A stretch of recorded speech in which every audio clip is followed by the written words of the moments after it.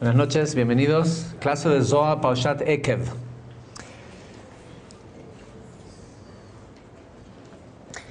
Siempre mencionamos, es inevitable mencionar en esta porción, que el nombre de la parashá es una palabra que está de más en el texto.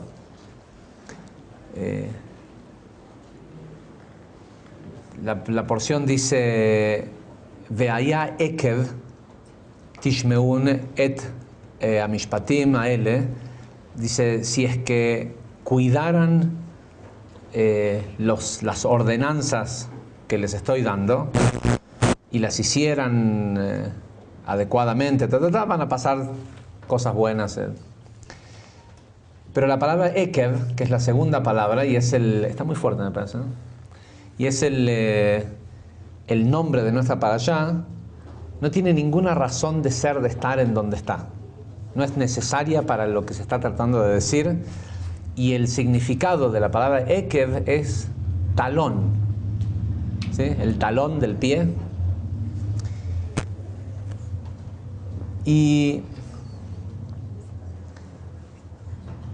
hay muchas explicaciones, hay mucha gente que directamente lo ignora. En la mayoría de las traducciones está totalmente ignorada, porque no vas a poner una traducción que diga, y si es que talón cumplieras las ordenanzas.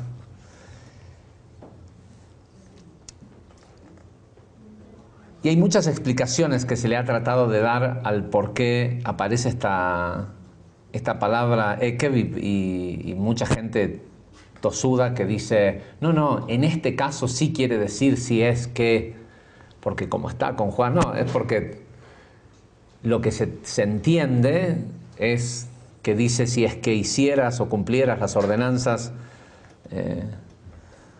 va a pasar tal y tal cosa, y si no, no. Se ha aceptado que si está ahí debe ser que está bien, y la verdad es que sí, está bien que esté ahí, pero es justamente para denotar de lo que se habla en esta parashá es lo más básico, ¿sí? El talón es, por un lado, es lo más débil, y sobre el punto más débil del cuerpo es donde se apoya todo el cuerpo. Sí, el famoso talón de Aquiles. Jacob tiene la pelea con el ángel de la muerte, le gana la pelea, no sin antes salir lastimado en el talón. Y el talón es el lugar en donde es la terminación del nervio ciático. Por eso es que es un lugar débil, porque sabemos que el nervio ciático es la parte del cuerpo humano que le corresponde al ángel de la muerte. Y después la gente, ya sé que van a levantar la mano y preguntar qué pasa con la gente que tiene problemas de nervio ciático, ¿no?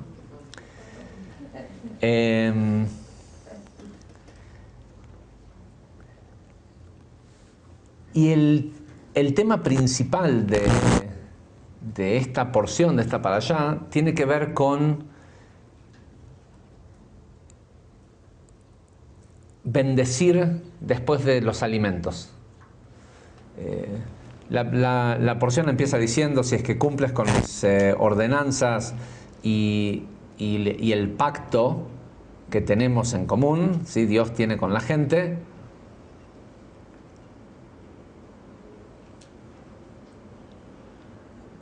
Dios te va a bendecir y te va a multiplicar. Esto es Moisés hablando todo el libro de Devarim es Moisés hablando con la gente. Acá ya no hay esa conversación entre Dios con Moisés para que Moisés le diga a la gente.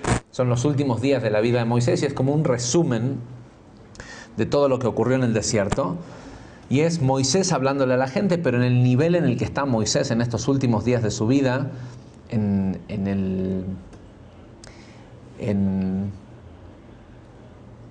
todo el libro de Devarim fue escrito en los últimos 6 días de vida de Moisés, por Moisés. Este no es, dictado, escritura automática como fueron los otros libros. Esto es Moisés escribiendo, pero la razón por la cual Moisés se atreve a terminar la Torá y escribir un 5.º libro de la Torá, el nivel de Malhut de la Torá, es porque nos dice el Zohar que debemos de prestar atención a que cuando Moisés en este libro quiere decir algo que Dios le dijo, utiliza un prefijo distinto al que usaron todos los otros profetas. Todos los otros profetas, cuando hablan acerca de lo que Dios les ordenó o les dijo, comienzan diciendo Ko Amar Hashem. Ko Amar Hashem, que pareciera decir así me dijo Dios, quiere decir más o menos así. El Ko Amar no es como dice Moshe ahora, Ze Adavar. Esta es la palabra que Dios me dijo, con esa certeza de que esto no es más o menos así o así lo entendí. Esto es lo que Moisés había llegado al nivel en donde, al nivel 125, en donde entendía todo. Con lo cual, cuando él hablaba era como si hablara Dios. Pero esto es algo que no es porque era Moisés. A cualquier persona del mundo le puede pasar esto si alcanza el último nivel, ¿no? Y por eso también es que de estas parashot, como la de la semana pasada, muchas de las secciones que nosotros utilizamos en la liturgia, normalmente, salen de porciones de que fue lo que Moshe le dijo al pueblo. Y hay toda una promesa de benevolencia sobre si cumplen con las ordenanzas, se van a multiplicar y van a ser bendecidos, y los frutos, dice, Él bendecirá el fruto de tu vientre y los frutos de la tierra y los granos y el vino y el aceite, todo va a ser bendecido, ¿no? Y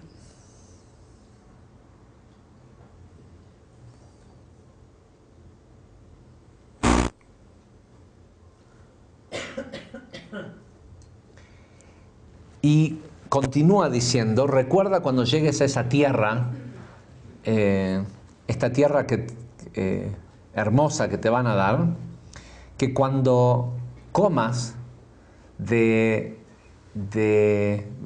van a llegar a lugares en donde van a haber viñedos que ustedes no plantaron y cosechas y van a cosechar cosas que ustedes no sembraron. Dice, no te olvides cuando comas y estés satisfecho de comer de esto que es casi como caído del cielo, no te olvides de bendecir a Dios en la tierra buena que Él te va a dar. ¿Sí? Ve'ajalta ve'sabata uve'achta et Hashem Elokeja a la Aretz HaTová. Y uno tiene que preguntarse cómo es que está todo bien que te encuentres el sustento, pero debería de decir, y cuando comas y estés satisfecho, agradécele a Dios. Pero no dice agradécele a Dios, dice bendice a Dios. ¿Podemos nosotros darle más bendición? O sea, ¿Dios necesita una bendición mía? En el momento en el que Dios necesita una bendición mía, deja de ser omnipotente. ¿Cómo es que Dios puede ser bendecido por un humano? ¿Sí? Porque no dice agradécele, dice bendice a Dios en la tierra buena en la que Él te va a dar. Inmediatamente después, todo esto ocurre casi al principio, en la primera aliyá de estas semanas. Todas las parashot del libro de Devarim son bastante largas.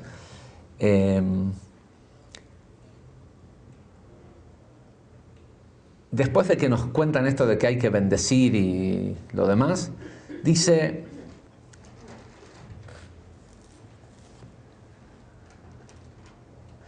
en el capítulo 8, versículo 1, dice, Kol ha-mitzvah asher anochi metzavcha hayom tishamrum. Dice, normalmente se traduciría, o lo lógico es como está acá traducido, que dice, todas, porque la palabra kol quiere decir todo, todos los mandamientos que te comando hoy en este día, deberás cumplir.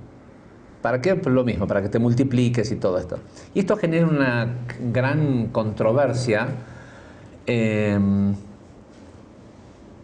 Porque dice Kol mitzvah, no dice Kol mitzvot, no dice todas los preceptos, dice todos los preceptos, y la palabra precepto está en singular.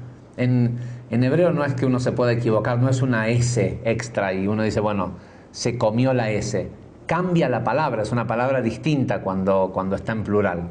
Y dice Kol mitzvah, todos los preceptos o todo precepto que te doy hoy deberás cumplir. Además, en el libro de Devarim no aparecen casi mitzvot. Es decir, no es que no aparecen, se las repite a todas, pero todas fueron dadas durante el viaje del desierto. ¿Sí? La primera mitzvah que reciben es antes de salir de Egipto, que es celebrar Rosh Hodesh. ¿Sí? La primer mitzvah o el primer precepto que recibe el pueblo de Israel es la celebración de Rosh Hodesh, porque le avisan antes en realidad el día primero de Nisan, les avisan que dentro de 15 días van a salir, y comienza diciendo, desde ahora en adelante este día será el primer día de todos los meses, será la cabeza de los meses. Y en la entrega de las 613 mitzvot ocurren entre esa primera mitzvah y el libro de Bamidbar. Entonces también está mal que diga los preceptos, fueran uno o muchos, los preceptos que te entregó hoy. Porque no había sido hoy, había sido antes. Tranquilamente podría decir todos los preceptos, cumple todos los preceptos que Dios te dio en pasado, pero no solo dice que Dios te da, dice que Dios te da hoy.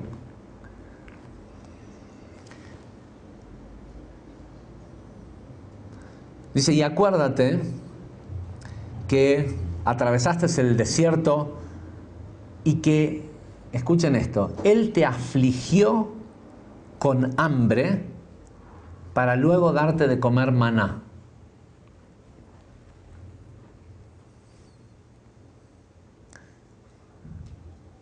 Dice, y era algo que nunca habías visto y que ninguno de tus antepasados habías visto, como diciendo, tuvieron el mérito de tener este gran milagro, de ver un milagro que solo ustedes lo vieron. Pero primero, dice, te hizo pasar hambre para después darte man.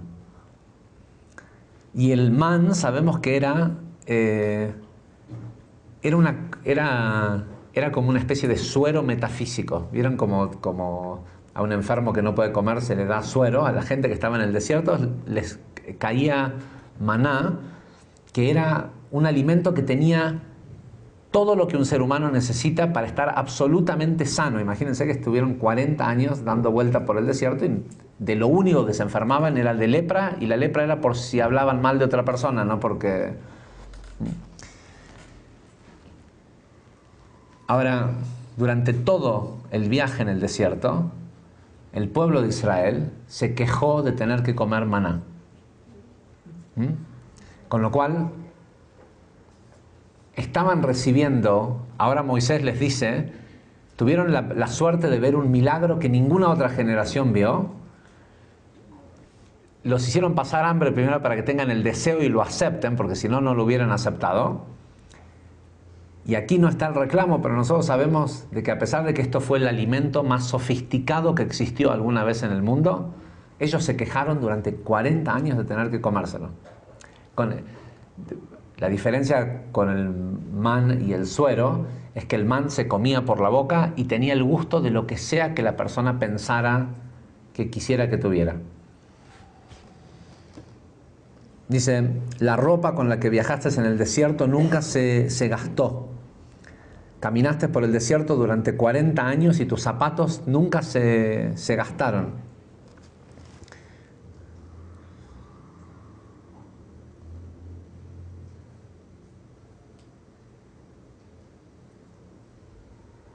Dice, y tienen que saber que de la misma forma que a veces un padre o un hombre castiga a su hijo, de la misma forma el Creador, en realidad dice de la forma Yud-Kei Vav-Kei, los castigó a ustedes. Y todo esto suena muy contradictorio con lo que estudiamos en Kabbalah de un Dios que lo único que tiene es misericordia. Y que lo único que sabe o puede hacer es hacer el bien.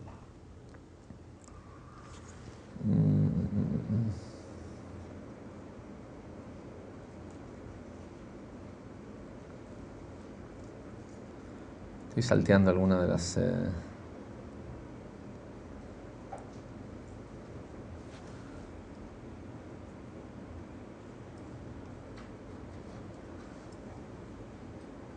Ok. Y de aquí viene y en esta porción aparece la famosa frase bíblica que dice y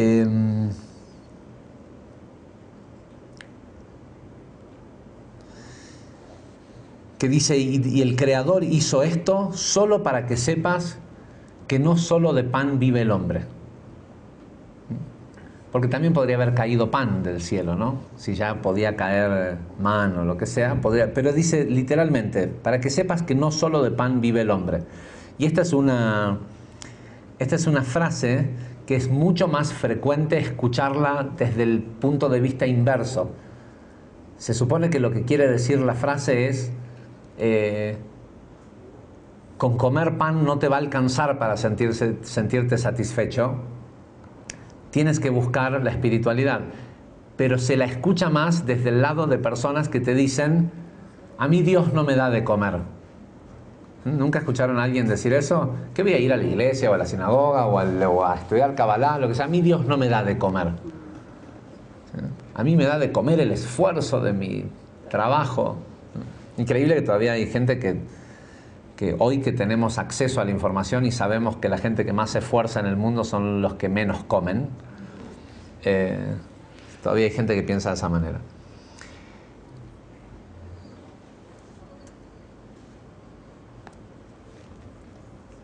En el Kitvei Ari, en los escritos del Ari respecto a esta semana, antes de ir al Ari, vamos un segundo al tema del talón.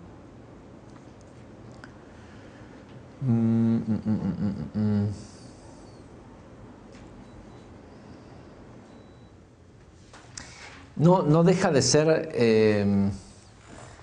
creo, especialmente notable el hecho de que este cuerpo que nosotros tenemos fue diseñado, supuestamente en toda la creación, es lo mejor que hay. Un humano es la parte de la materia que tiene la mayor expresión de luz y de deseo. Y si prestamos atención, es raro que todo el peso del cuerpo animal, de la parte animal, esté puesta sobre un punto débil. Y no solo eso, sino que cuando aprendimos que podíamos utilizar a otros animales para lograr nuestro cometido, no hay ningún otro animal que haya hecho tanto por la evolución y las conquistas y la unión de los países y de los cruces culturales como el caballo. Las conquistas históricamente un imperio podía expandirse tanto como fuera la calidad de caballos que tuviera. ¿Sí? Por eso la fascinación en los países árabes, en los grandes imperios, de purificar las razas de los caballos y demás, porque la autonomía del caballo significaba la capacidad de expansión del imperio. Y elegimos, tanto en el caballo como en el camello, dos animales para valernos, que su punto más débil es el tobillo, el talón. Uno ve un caballo y dice, un animal enorme y se dobla una pata y hay que matarlo. Y uno dice, no, pero no se cura. ¿Sí? Al caballo le puede pasar lo que sea y se cura, pero se dobla una mano, una pata y se acabó. Y esto tiene que ver con que el punto de unión o que tenemos que entender lo débil que es o lo poco que tendríamos, si uno presta atención en superficie, lo poco que tendríamos que estar pegados a la tierra. Si hay un concepto, o sea, no le decimos a la gente, hay que estar con los pies en la tierra. ¿Qué quiere decir el dicho de los pies en la tierra? Acepta las limitaciones. A nadie le dicen, pon los pies en la tierra y conquista el mundo. El dicho, pon los pies en la tierra, tiene que ver con acepta que no puedes. En términos generales, por eso la gente lo dice. Y la verdad es que nosotros tenemos que tratar, de hecho es una ayuda el hecho de tener este punto débil, porque no nos tenemos que confiar en que la tierra es nuestro medio de sustento, de sostén. Para todo lo demás lo es. ¿Sí? Para los otros reinos, a mayor adhesión con la tierra, más viven. ¿Sí? Si uno se fija, el hombre vive una cierta cantidad de años, pero los reinos inferiores, cuanto más cercanos a la tierra están, más tiempo viven. Los árboles viven cientos, a veces miles de años, si un humano no los corta, y el reino mineral vive siempre, desde que empezó. Y eso nos puede llegar a confundir y hacernos pensar que la respuesta está en la tierra. De hecho, es bastante interesante el concepto de cómo permitieron los indígenas americanos el ser mestizados por los europeos. Fue una decisión. Hoy que conocemos mejor la historia de lo que pasó durante la conquista,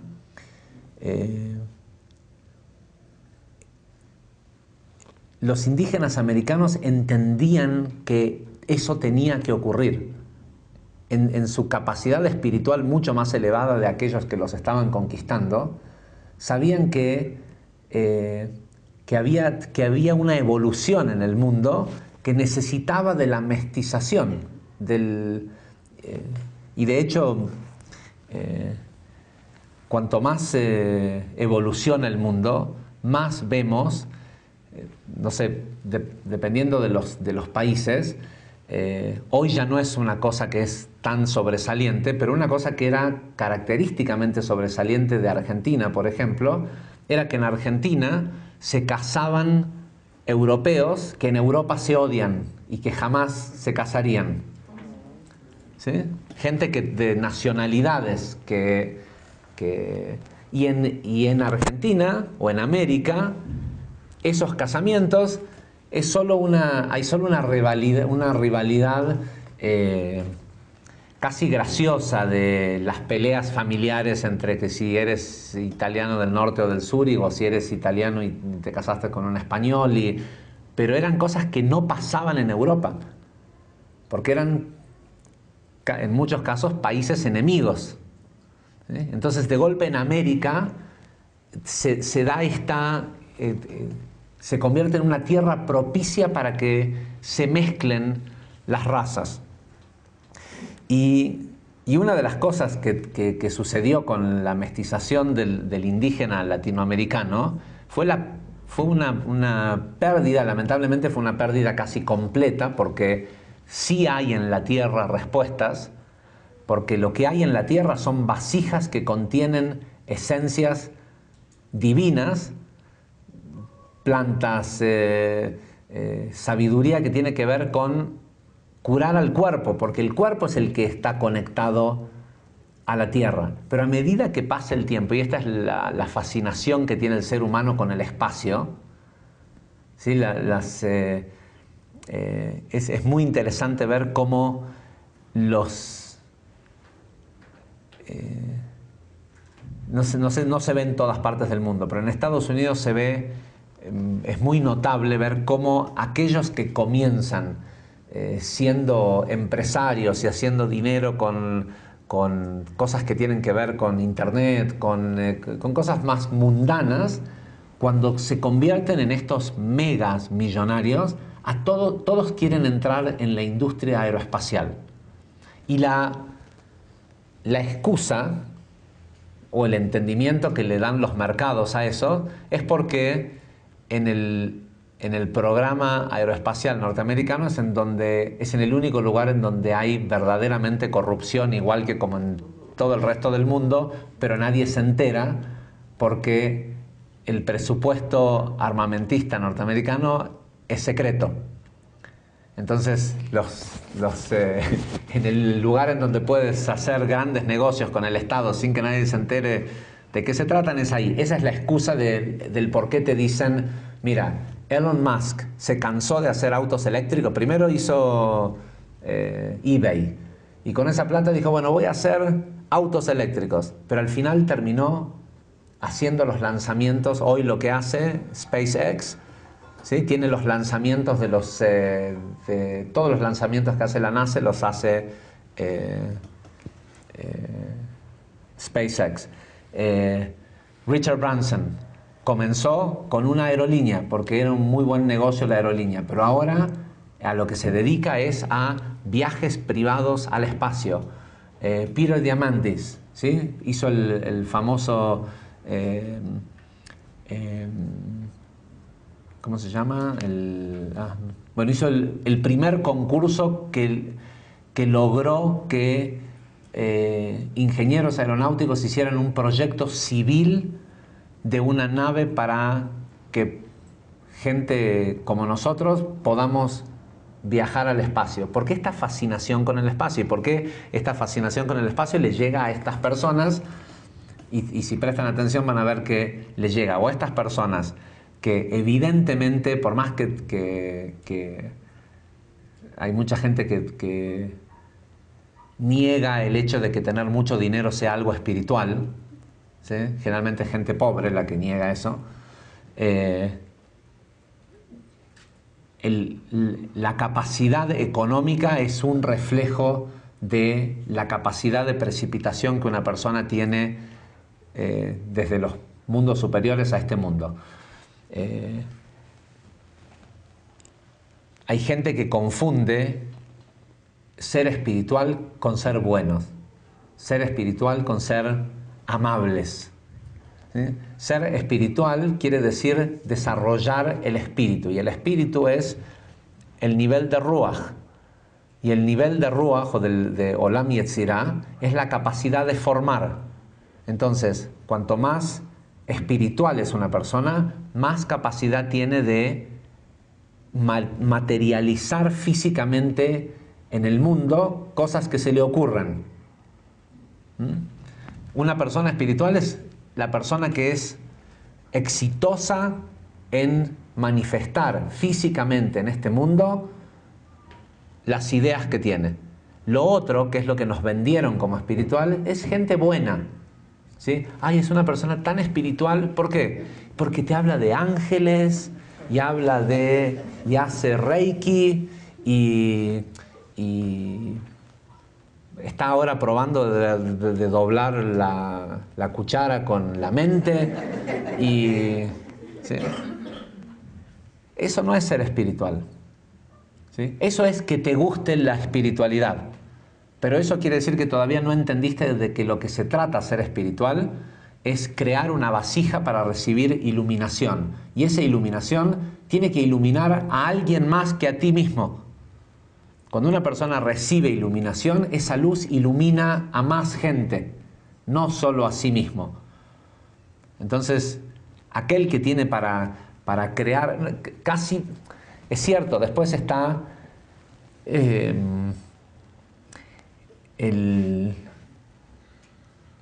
hecho de que no hay tanta gente que sepa combinar ese tipo de poder con la humildad. El problema que tiene lo que nos hace pensar que muchos de los empresarios del mundo no son espirituales es la falta de humildad. Pero no es que no son... Lo que pasa es que nosotros decidimos que se le dice espiritual a la persona que habla de ángeles, de Kabbalah, de metafísica y que es buena.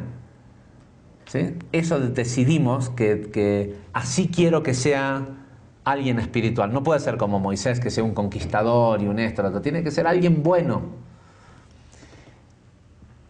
Y tal vez está bien, llamémosle a eso espiritual. De lo que yo estoy hablando es de gente con más espíritu, ¿sí? Con gente que precipitó espíritu en su ser, que tiene un espíritu más grande que la gente solo buena y que le gusta temas espirituales.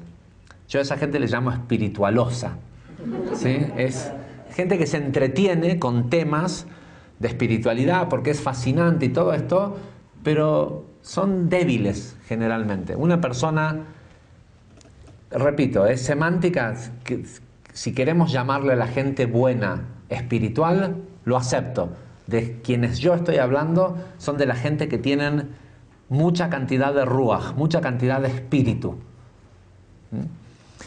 Y esta gente que tiene esta cantidad de espíritu, y pasa mucho también que la gente que estudia espiritualidad agarra en la búsqueda del cielo, agarra por dos lugares, por la astrología, que no digo que esté mal, agarra por la astrología o por, ¿cómo se dice el UFOs? ¿Cómo?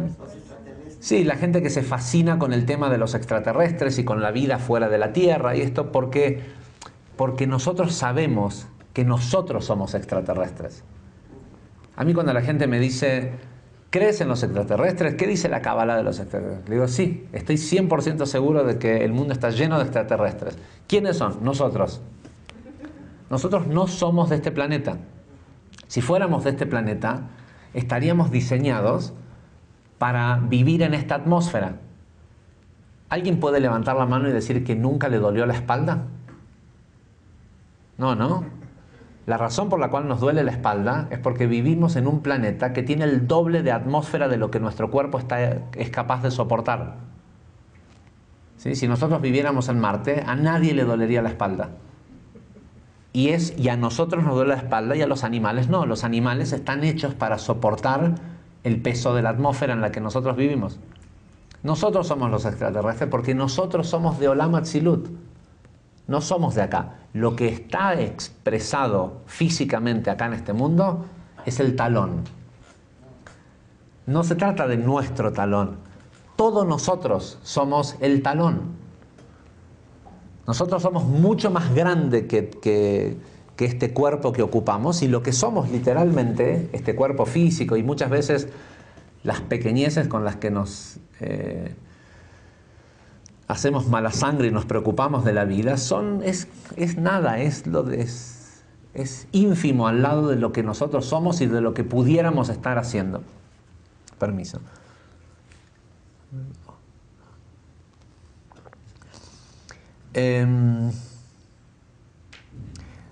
No lo voy a explicar esta semana, este año en la clase de Zohar porque está explicado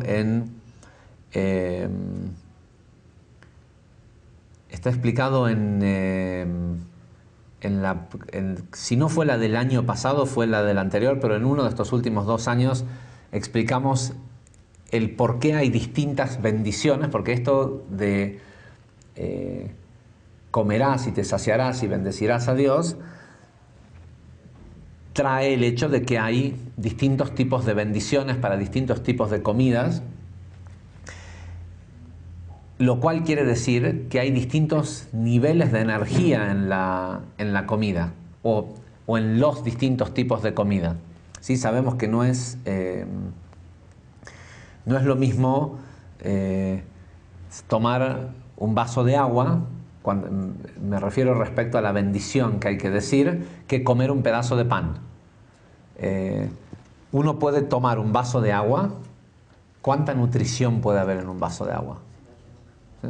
A lo mejor, si tenés la suerte de que conseguiste agua que salió de una fuente natural, puede haber un poco de hidratación en ese agua. Pero en el agua que nosotros compramos en una botella, ya ni siquiera hay capacidad de hidratarte. Y puedes comerte una vaca entera, ¿sí? Y el vaso de agua y la vaca llevan la misma bendición antes y después de comer. ¿Sí? Pero te comes un pedazo de pan de este tamaño, del tamaño de una aceituna, y en realidad de un huevo hoy, pero la halajá dice de una aceituna porque en la época cuando había barajá en Israel, los árboles daban aceitunas del tamaño de huevos. Te comes un pedazo de pan y tienes que lavarte las manos, hacer la bendición de Netilat Yadayim sobre las manos, hacer la bendición sobre el pan. Después de terminar de comer, lavarte otra vez la punta de los dedos, hacer Maim Aharonim, y después hacer 15 páginas Birkat Hamazon. Eso quiere decir Ve'ajalta ve'sabata u'berachta et Hashem Elokeja. La persona, porque en realidad lo que se refiere con bendecirás después de estar satisfecho, dice de la única forma que una persona está satisfecho es si come pan. ¿Vieron que cuando uno quiere hacer una dieta de proteína, no sé si alguna vez lo han hecho, es como que no importa cuánto comas, eso no satisface? Pero el pan, ¿sí? Y ni hablar cuando tienes hambre y lo primero que hay en el restaurante es una panera, ¿sí? ¿Por qué? Porque el pan está hecho de trigo. Y el trigo, y hay toda una explicación que la explicamos, estoy seguro que fue el año pasado, pero si no fue, busquen el audio del anterior y va a estar ahí. Toda una explicación acerca de... y esto va a servir a la gente que nos escucha en Mérida, porque van a entender el porqué de lo del el episodio del mantel. La razón por la cual nos pasa eso con el pan, y el pan es tan adictivo, es porque viene de nuestra casa. El trigo también es un alimento extraterrestre. El trigo no es de la tierra, el trigo es de Olam Atzilut. El trigo y la... ¿cómo se llama esto? Barley. Cebada. Por eso nos gusta tanto el pan y la cerveza. ¿Sí? Y si prestan atención, van a ver que hay muchos países del mundo que no tienen vino, pero no hay ningún país del mundo que no tenga cerveza. La cerveza del país que se te pueda ocurrir, y esto lo sé a ciencia cierta, no porque yo ande tomando cerveza por todas partes del mundo, sino porque como dice mi hijo, te sale así con un dato así que no sabes de dónde se lo inventó. Le digo, ¿de dónde sacaste eso? De internet. Me tomé el trabajo de buscarlo porque alguien me dijo de que hay cerveza en todos los países del mundo. Entonces un día me puse a buscar los países más raros del mundo, a ver si cerveza de tal país hay cerveza en todas partes. Y eso hace que cuando uno come pan se requiere un tratamiento especial, porque las fuerzas de baja vibración de este mundo aman la energía del pan. Y por eso en una mesa en donde se va a comer pan es preferible que haya un mantel que separe. Las mesas son como altares. Si prestan atención, ayer al final en la clase de reencarnación no llegué a hablar del por qué se hacían sacrificios en el templo. ¿Sí? La idea está tan rudimentaria de sacrificar animales para Dios. No eran para Dios. Dios no necesita que le sacrifiques ningún animal, sino que era una herramienta que se utilizaba para ayudar a transmigrar cuando habían humanos que estaban encarnados en animales. La forma más fácil de liberar ese alma animal, ese alma humana, era haciendo que alguien que haya caído en un nivel de alma animal por haber hecho una transgresión. Vieron que cuando las transgresiones que la gente hace son muy brutas, se les dice, es que son unos animales. Bueno, cuando la persona descendía a un nivel animal, se le pedía que para rectificar eso trajera un animal a sacrificar. El animal que traías a sacrificar generalmente tenía el alma de alguien que había hecho lo mismo que este otro tipo que ahora tenía que traer el sacrificio. Y en el momento que se lo sacrificaba, como había igualdad de forma, se liberaba la parte, el alma humana que tenía que volver, ya estaba lista para el proceso de reencarnación, porque ahora había sido elevada. O sea, hay mucho riesgo de que nosotros seamos buenos o no elevando chispas de la comida que comemos.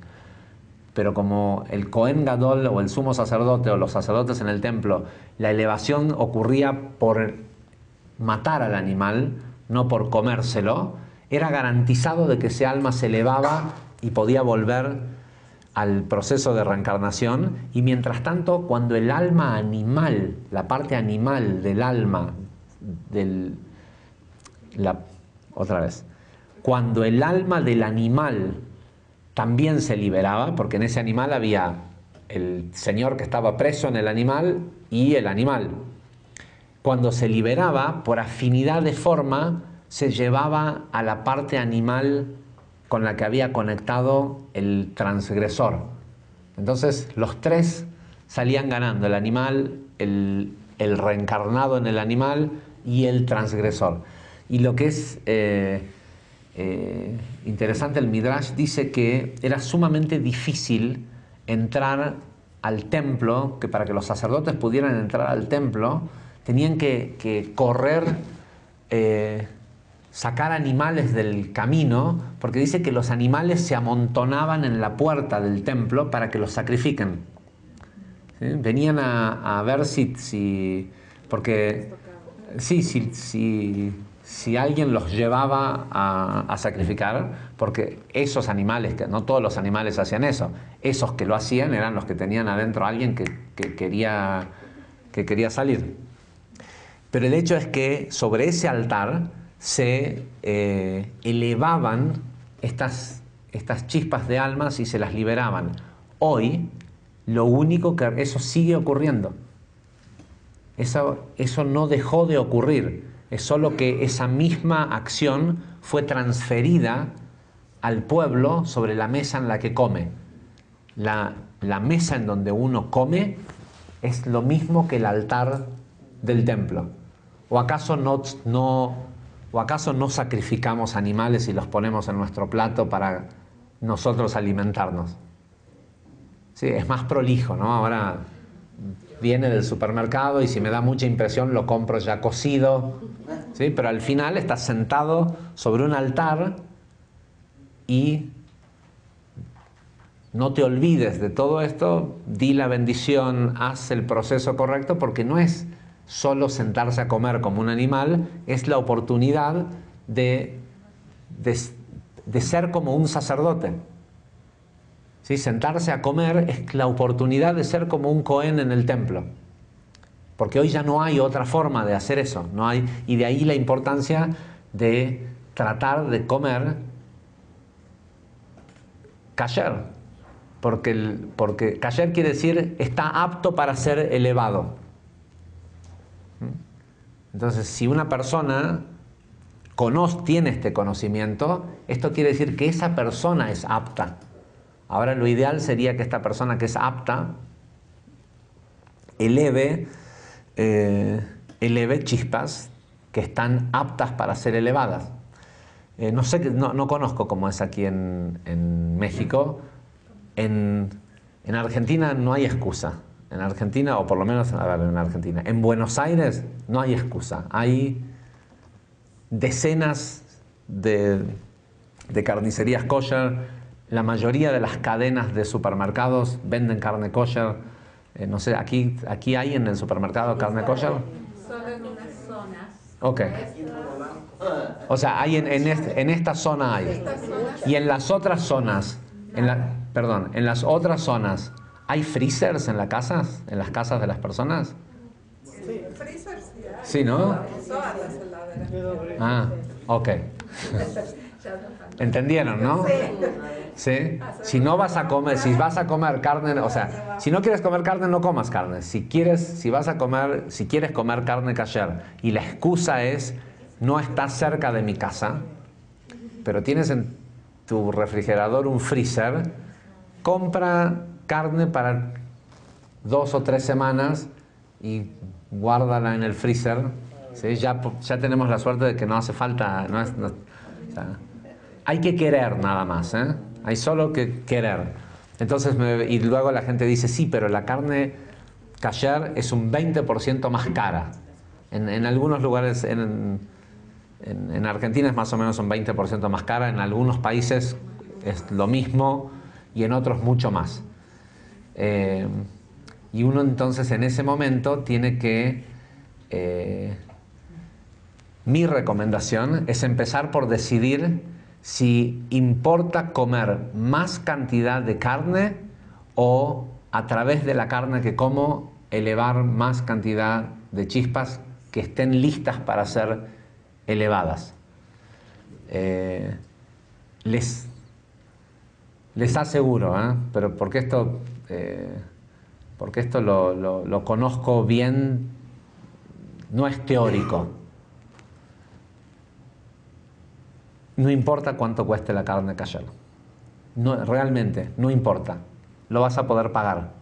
Si tenés el deseo de comer, pero tenés que tener el deseo de comer kasher porque entendés que es mejor elevar esas chispas de alma. Si se te ocurre pensar que es bueno comer kasher porque es más sano, no creo que vayas a tener alguna ayuda adicional del universo para que lo puedas hacer. Pero si entiendes que comer kasher tiene que ver con el ser el medio por el cual esas chispas de luz que ya están listas para ser elevadas pueden ser elevadas, las chispas van a venir a buscarte. Y van a venir a buscarte no solo a través de la carne que vas a comer, van a venir a buscarte a través de tu negocio, para darte la posibilidad, porque hay chispas de luz en todo. Y todas las chispas de luz son socias.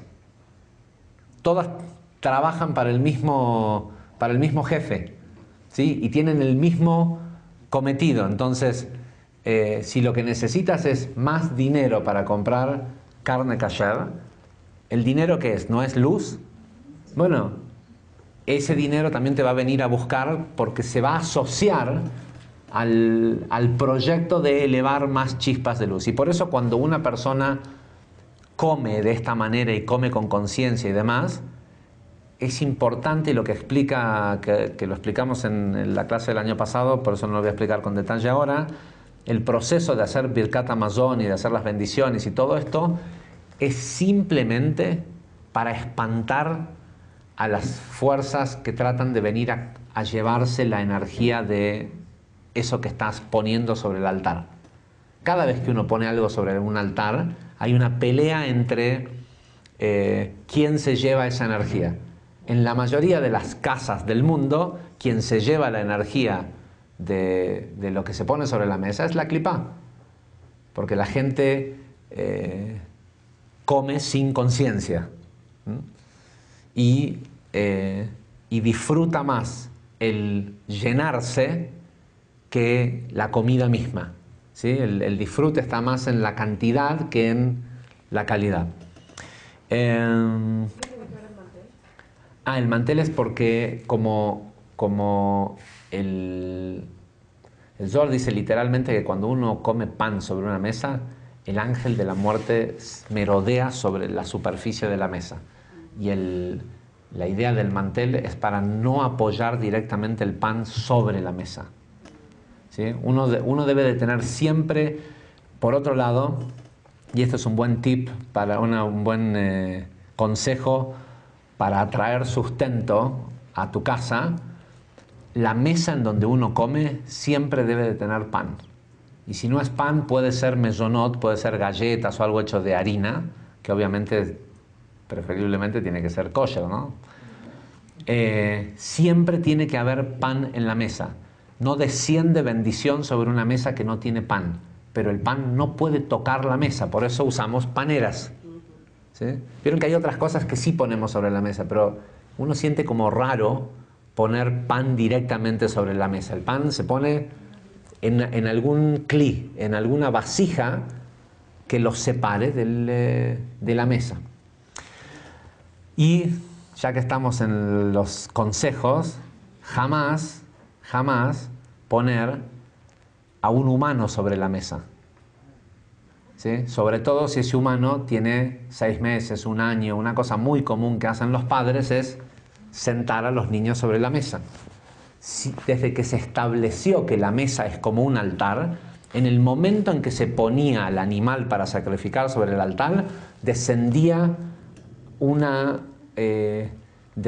un fuego que se llevaba al alma, que consumía el alma del sacrificio. En el momento que uno pone algo sobre la mesa, potencialmente se está creando la elevación de ese alma. Y si uno pone a un niño sobre la mesa, sobre todo porque también ocurrió en la historia de Israel que antes de la destrucción del segundo templo hubieron tribus que armaron, que estaban en contra de la centralización de Jerusalén y quisieron armar sus propios templos, por decirlo de alguna forma, y como no les funcionaba, como no sentían la energía que se sentía en el templo cuando se sacrificaba un animal, hubieron casos en los que sacrificaron niños de padres que no tenían para pagar la redención de los primogénitos. Y eso dejó también una impresión en el mundo del tema de poner a niños sobre el altar. Y por eso también, si tienen una mesa, hay ciertas mesas, o sea, por ejemplo, nosotros siempre es todo un tema de cuidado. Nosotros tenemos, creo que sigue virgen, tenemos, por lo menos en lo que hemos podido, estoy casi seguro que sí, la bimá que nosotros utilizamos para leer la Torá, para rezar en los rezos en Casa Sod en Buenos Aires, nunca se le ha apoyado comida encima. ¿Sí? Porque es un altar que está consagrado para una cosa en especial. Y la gente dice, pero es una mesa también. Entonces, ¿qué problema hay con que coma encima de la bimá, ¿no? Del lugar en donde vas a poner una Torá? Entonces es importante, los altares son para distintas cosas, ¿sí? Y una mesa en donde uno come es un altar. Y tu cama, si es una cama en donde tenés relaciones sexuales con otra persona, también es un altar. O debe ser percibido como tal, ¿sí? Porque es otro lugar en donde se eleva energía al mundo. Y cada uno de estos lugares representan un campo de energía que según lo que uno hace en él o con él, se programa. ¿Vieron que la gente llega un momento que duerme mal en una cama y cambia de colchón y de golpe los primeros meses duerme mejor? No es porque el colchón es más nuevo, es porque el colchón no trae toda la basura con lo que te vas a dormir los últimos, ¿sí? Hace 5 años que tienes ese colchón, entonces hace 5 años que si te acuestas preocupado, que si te acuestas cosas, que si tienes mal sexo sobre ese colchón o lo que sea, todo eso se programa en ese colchón, entonces después cuando te acuestas no duermes bien. Y cuando compras un colchón nuevo, dices, ah, este colchón es bueno. No, ese colchón no tiene tu mugre, está limpio, por eso es que ahí duermes bien. Entonces, son lugares que hay que respetarlos, por eso tampoco uno no deja ni platos sucios sobre la mesa, ni cáscaras ¿sí? Uno no deja clipot, cáscaras de cosas sobre la mesa donde uno come. Y si uno ve a la mesa donde uno come como un lugar sagrado, y uno pone flores, y si vas a comer, te preparas, aunque comas solo, ¿sí? Pero pones la mesa y el plato y los cubiertos, y es increíble la diferencia que le hace a la vida de una persona el respetar comer, ¿sí? ¿Es un problema trabajar y comer en la misma mesa en momentos distintos?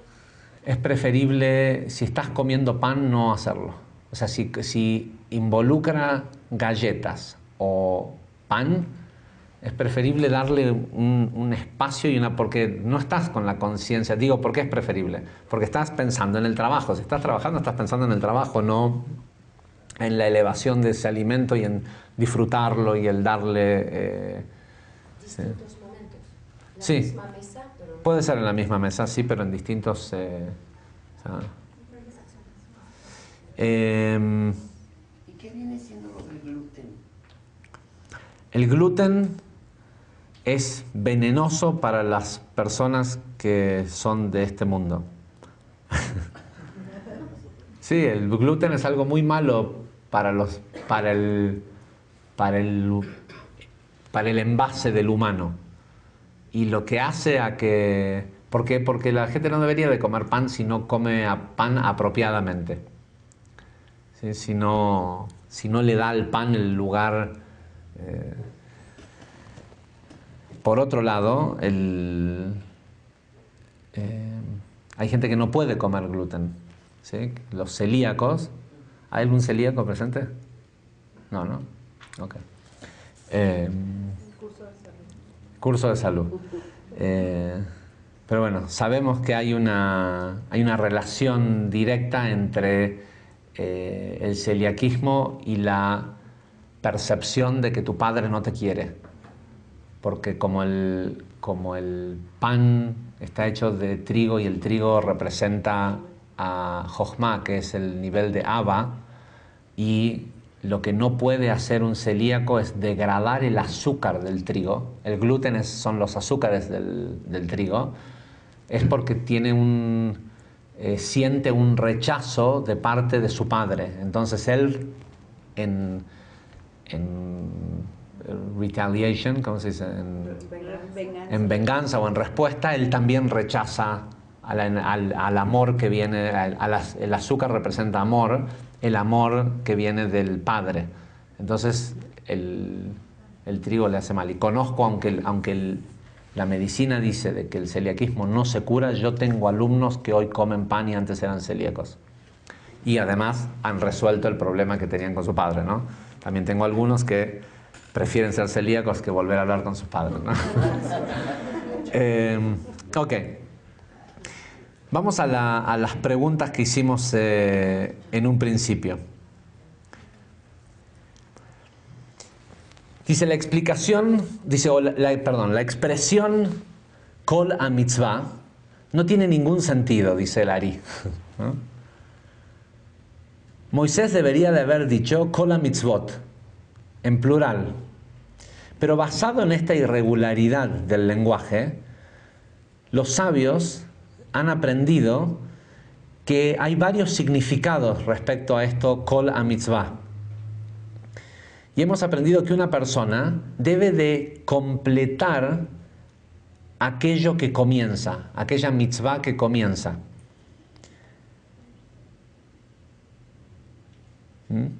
Porque de lo que se trata, este es el primer significado, de lo que se trata es de lo siguiente. Dice, cuidarán toda la mitzvah. Así es una de las formas en cómo uno debería de interpretar si cuidan kol a mitzvah. Es decir, la totalidad o todos, pero no todos de muchas mitzvot, sino todo la mitzvah. Dice, porque también es sabido que el beneficio lo lleva el que termina la mitzvah. ¿Vieron que hay gente que enseguida... ¿Hay Aries presentes? Los Aries son grandes empezadores. Y después alguien más tiene que venir a terminar lo que ellos hacen porque tienen muy buena voluntad y quieren hacer y tienen el impulso y esto, el otro, y comienzan, ¿verdad? Y después se aburren en el camino. Y alguien tiene que ir y terminar. O consiguen, porque aparte son muy vivos y muy astutos con el lenguaje, consiguen un socio. Piensan que consiguieron un estúpido. ¿Sí? El otro piensa que los asociaron al proyecto, porque el ariano es muy bueno ¿sí? Se le llama la lengua de fuego, son conquistadores con el lenguaje, entonces le hacen pensar al tonto que son socios, pero la verdad de los hechos es que no son socios. El tonto es el que se va a llevar todo el beneficio. ¿Sí? Socios se reparten el beneficio.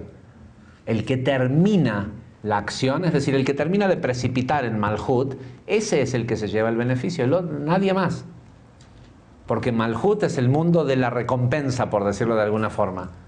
Y por más que el otro dice, bueno, pero todos me vieron empezar y saben que es mi idea, podrá ser tu idea. Pero en este mundo el beneficio se lo lleva el que precipita, el que termina de manifestar. ¿Sí? ¿Cuánta gente tuvo? Yo personalmente conozco a alguien que dice, yo inventé Facebook. ¿Sí? A mí se me ocurrió Facebook. Bueno, a Mark Zuckerberg no se le ocurrió Facebook. Fue incluso a otros compañeros de la escuela. Pero él es el que se llevó el beneficio. ¿Por qué? Porque él lo precipitó. ¿Sí? Hoy creo que no es difícil de explicar esto que acaba de decir el Ari. Dice, el que se lleva el beneficio es el que termina, por lo cual la persona debe de cumplir toda la mitzvah. ¿Sí? Tiene la idea, bueno, si tuviste la idea, ve y hazlo. Tú. O sea, no... y si necesitas socios porque se requiere de más personas para hacerlo, no abandones antes de que se manifieste.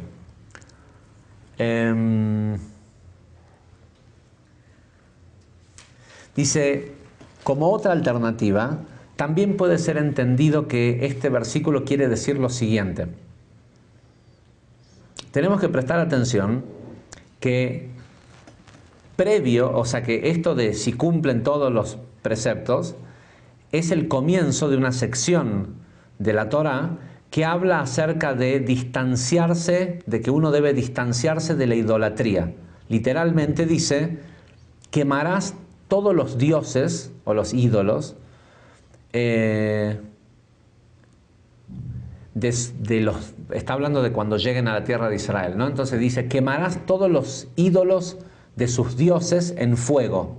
No los lleves a tu casa, puestos que son una abominación y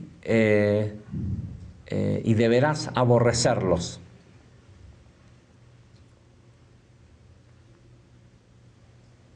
Dice, lo que está pidiendo la Torá que uno haga es que trate a aquello que otros idolatran como algo abominable y que te dé asco, dice.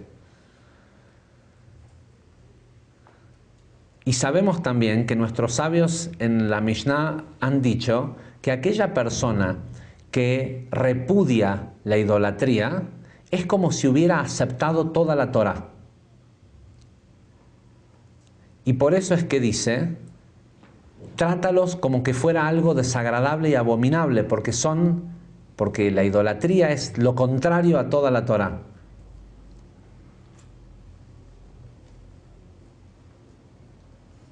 Y por eso, solo con cumplir esa mitzvah, de pensar que la idolatría es algo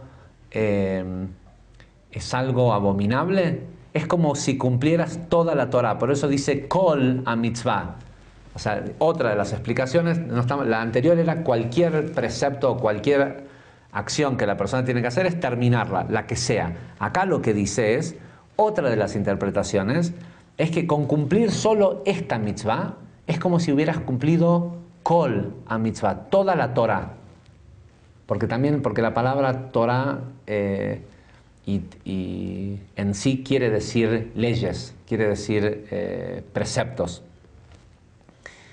Y esto es interesante, pero es interesante porque ¿no? Es más fácil. En lugar de tener que hacer 613 mitzvot, me preocupo solo de no hacer idolatría. La verdad es que si te preocupas solo de no hacer idolatría, no necesitas hacer el resto. ¿Pero qué quiere decir no idolatrar? No es tener una estatua o un Buda y tocarle la panza, o tener una estatua y pedirle de que te conceda cosas. La persona que tiene una estatua, una imagen, y le pide cosas, no es un idólatra, es un tonto. Sí, ¿quién puede levantar la mano y decir, yo le pedí a la panza del Buda que pase tal y tal cosa y sucedió? No funciona, pero la gente tiene este placebo, ¿no? De que necesita pensar de que la panza del Buda lo está ayudando. Entonces, y no digo de que cuando vayas al Buda Bar y no te saques la foto amasándole la panza al Buda, pero es para la foto. Si en el proceso estás pensando de que hay algún beneficio, otra de que llevarte la foto con la mano en la panza del Buda. No sé si han visto alguna vez en New York hay un famoso restaurante que tiene un Buda que es como de 4 pisos de alto y tiene una gran mesa en donde uno se sienta a comer, que la mesa pega contra la panza del Buda. Que ahora creo que hay más, no solo, creo que hay en San Francisco y en Las Vegas también otro.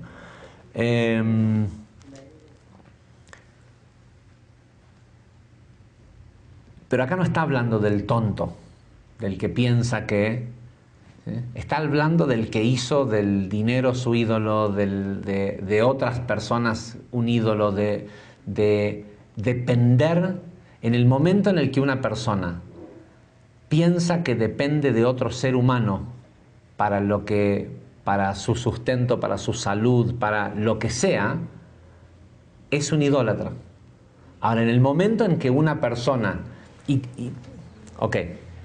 el momento que una persona entiende y acepta que del único lugar de donde él se nutre mentalmente, físicamente, espiritualmente, es del árbol, en ese momento esa persona no necesita hacer mitzvot. Si las mitzvot son un castigo. ¿Sí? Esto es importante saber en la introducción a la introducción del Zohar, escrita por Rav Ashlag. Rav Ashlag dice que la razón por la cual al ser humano se le dio Torah u mitzvot es porque el cuerpo humano odia las mitzvot. Entonces, como el cuerpo humano odia las mitzvot, al cuerpo humano no le gusta, o sea, ¿qué quiere? ¿Comer pan o quiere decir Birkat Hamazon? ¿Sí? El cuerpo estoy hablando, no lo que te enseñaron en la escuela y cómo te programaron, lo que sea. El cuerpo quiere comer el pan y nada más. Y odia que lo hagas, ¿sí? El tipo se está muriendo de hambre y de repente tu educación, o sea, el cuerpo está muriendo de hambre y tu educación hace que primero hay que lavarse las manos y que hay que hacer esto y que hay que hacer lo otro. Yo lo veo con mis hijos, ¿no? En Shabbat de golpe ya tienen hambre y hay que hacer kiddush otra vez. ¿Sí? Sí, siempre antes de la seudá hacemos kiddush. Y la queja no es porque les moleste el kiddush, es porque hasta que tienen una cierta edad, cuando son niños, o sea, todo esto hay que hacer antes de comer. Porque el cuerpo odia la Torah. ¿Sí? La conciencia del cuerpo odia. ¿Sí? El cuerpo quiere que cuides nidá y que no tengas relaciones sexuales durante la menstruación y hasta que hagas mikvah y todo eso. No, el cuerpo no quiere eso, el cuerpo quiere sexo. ¿sí? Si le das a elegir al deseo, el deseo del cuerpo nunca quiere la Torah.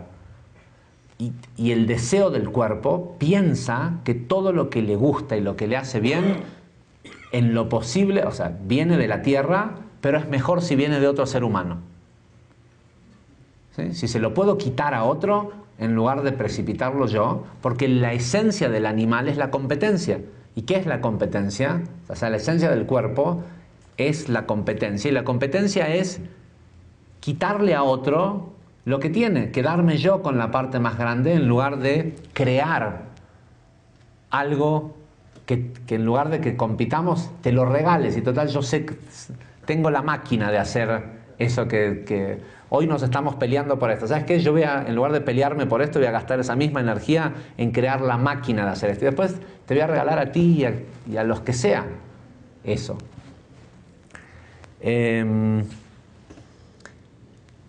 Y es así, cuando si una persona logra llegar a ese estado en donde entiende que todo viene de un origen divino y que él puede ser un proveedor y no un competidor, ¿para qué necesita mitzvot? ¿Para qué necesita hacer todo lo demás? Si para lo único que fueron inventadas las mitzvot es para llevarte a lograr ese estado.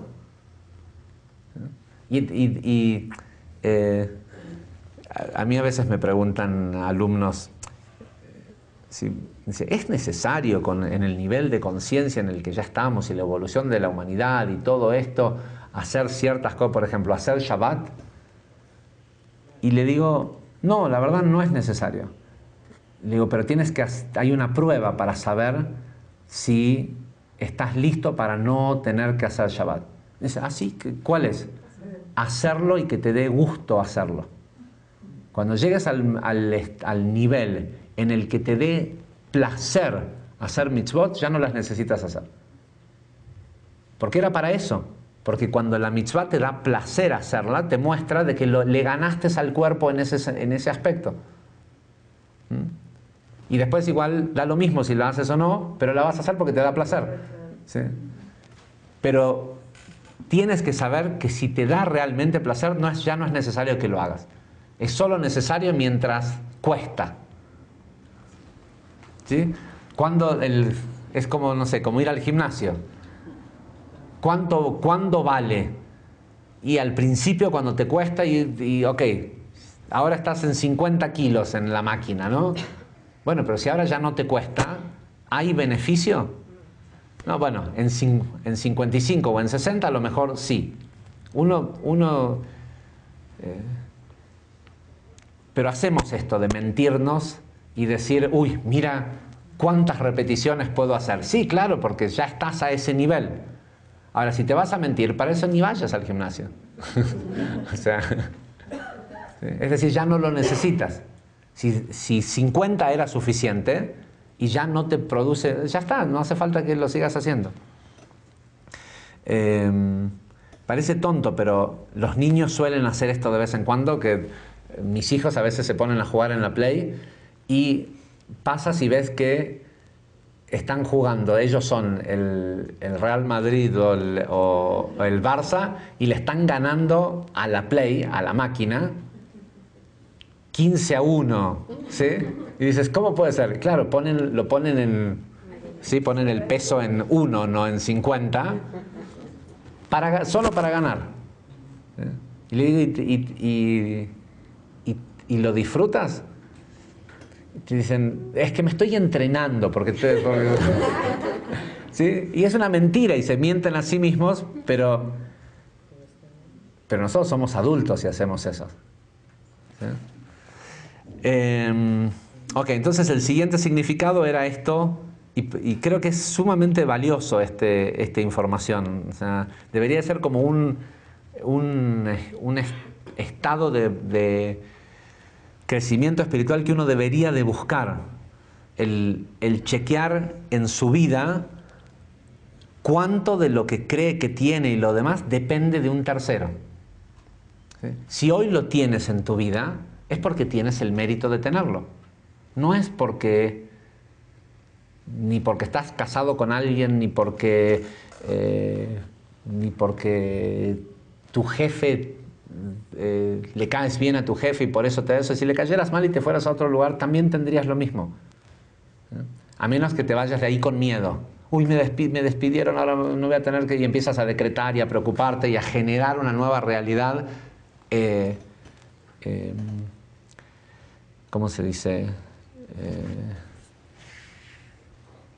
Se me fue la palabra. Achicada, hay una palabra. No, encogida, ¿sí? Estás creando una realidad y ¿cómo sabe uno si eso es así? En el momento en que la persona cambia de trabajo y lo primero que hace, o se queda sin trabajo y lo primero que hace es decidir gastar menos. ¿No? ¿No hace eso la gente? ¿Sí? Me despidieron. Ok, tenemos que cortar gastos. ¿Qué le estás diciendo al universo? No hace falta que me mandes más, yo ya me las arreglo viviendo peor. ¿Sí? Yo ya decidí que prefiero vivir peor que... Ok. Dice la tercera explicación acerca de qué quiere decir Kol HaMitzvah. Dice, tiene que ver con el estudio de la Torah. Dice, esto creo que lo dice Rabbi Chaim Vital. No, sigue siendo Lari. Dice, la tercera posibilidad de lo que quiere decir esto es que está discutiendo acerca de estudiar Torah.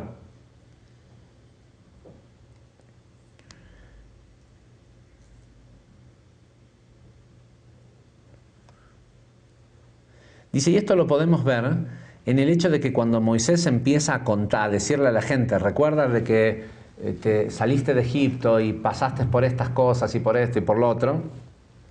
Dice, en un principio cuando dice, recuerden el viaje en el que Dios te guió por el desierto durante 40 días y te afligió con hambre para después alimentarte con maná. Dice, todo esto aparece en plural. Dice, y a mí me da de pensar que esta frase, dice Lari, te afligió para darte de comer maná y todo esto, dice, se refiere al estudio de la Torah. Puesto que el estudio de la Torah también es llamado los mandamientos. Y la palabra todo, kol, a lo que se refiere es a la inclusión de toda la Torah. Es decir, si mandamientos está relacionado con estudiar Torah, cuando dice si cuidarás todos o todo kol a mitzvah, la mitzvah de estudiar Torah debe ser todo. ¿Y a qué se refiere con todo? A incluir, dice Lari, la Torah oral. La Torah Baal Peh, la Kabbalah, ¿sí? Lo que en aquel momento no estaba por escrito.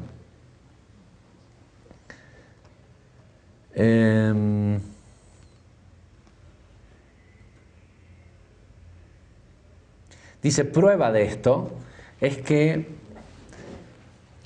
prueba de esto lo podemos ver en las palabras donde dice, cuida o ten cuidado, y las raíces de shomer, es más que de cuidar, sino de proteger, ¿sí? de proteger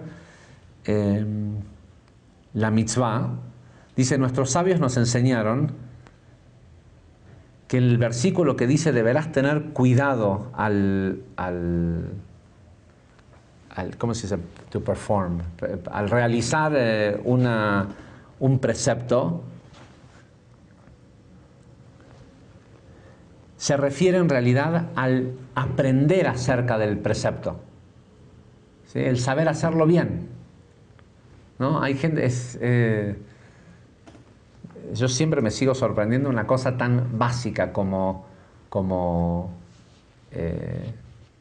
hacer que yo netilat yadayim, ¿sí? Lavarse las manos, que es algo básico, pero que se hace de manera distinta si uno lo hace por lavarse las manos de impureza o por si uno va a comer pan.